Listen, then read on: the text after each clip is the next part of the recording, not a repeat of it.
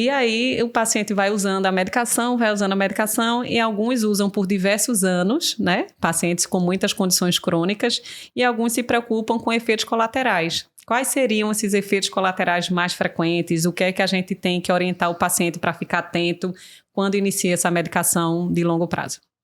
Então, tem alguns relatos de alguns efeitos gastrointestinais, né? Náuseas, vômitos de conforto, mas particularmente eu, na minha prática clínica, não tenho. Nunca tive nenhum paciente que teve problemas gastrointestinais com essa medicação. Uhum. O que a gente vê muito é a hiperpigmentação, Sim. né? Da pele, aquela pigmentação mais azulada, né? Que acontece. E a gente pode ter também algumas... Ai, gente, me ajuda aí. Às vezes racha, tontura, zumbido. Mas algumas alterações cutâneas, né? Racha morbiliforme, psoriasiforme e até a pega, né? Isso geralmente é no início, né? Esses rachas iniciais, tontura, zumbido, algum desconforto gastrointestinal, geralmente são transitórios, né? Tem, inclusive, uma erupção que é um pouco mais intensa, né? Que pode incomodar mais o paciente, que é bem descrita com a hidroxicloroquina, que é a pustulose exantemática aguda, generalizada aguda, que a gente resume como pega, né?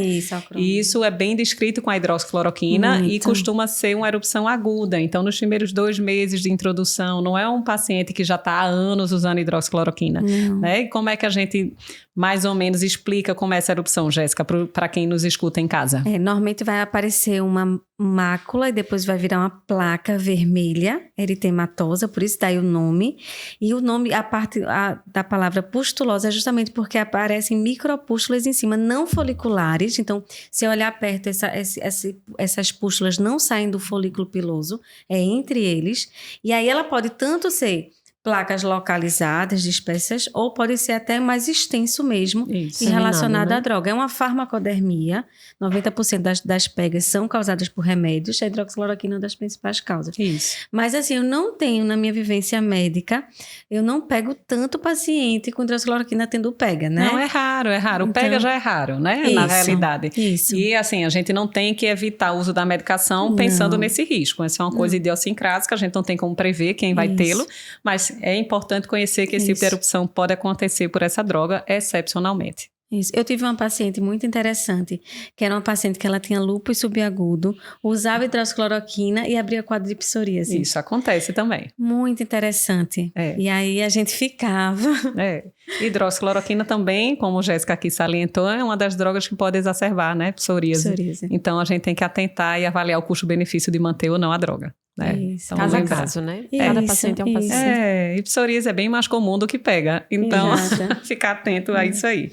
E até lembrando, meninas, eu já tive paciente com lúpus sistêmico, que já usava hidroxicloroquina já de longa data, reclamava um pouco da hiperpigmentação, que predomina em área de trauma, área fotoexposta, né? Cotovelo, mão, tal, face. E sem nem informar nem a mim, nem ao reumatologista, quis fazer escleroterapia para varizes de membro inferior. E aí ela voltou com uma mega hipercromia pós-inflamatória, né? Porque qualquer local de trauma ou inflamação é sítio de pigmentação de hidroxicloroquina. Então, o que era para, digamos, atenuar o efeito estético, né, das pernas, acabou marcando ainda mais todo o caminhozinho das varizes. E eu digo, por que você não perguntou? Né? Lógico, aquilo ali vai sumir com o tempo, especialmente na suspensão da droga, mas fica aquela insatisfação, né, do paciente com aquilo, e não foi erro nem culpa de absolutamente de quem fez o procedimento, foi a questão de falta de comunicação para a gente orientar da melhor forma. Interessante que a maioria dos artigos, eles mostram que acima de 90% dos pacientes que evoluem com essa hiperpigmentação nos locais dos traumas das equimoses mesmo. Então, pacientes fazem ventosoterapias, por exemplo, ou que fazem exercícios, por exemplo, que podem ter, tipo, futebol. Muito atrito, né? Muito atrito, aí pode também... hiperpigmentação, mas isso também não leva a nenhum risco, nem é mais uma questão estética.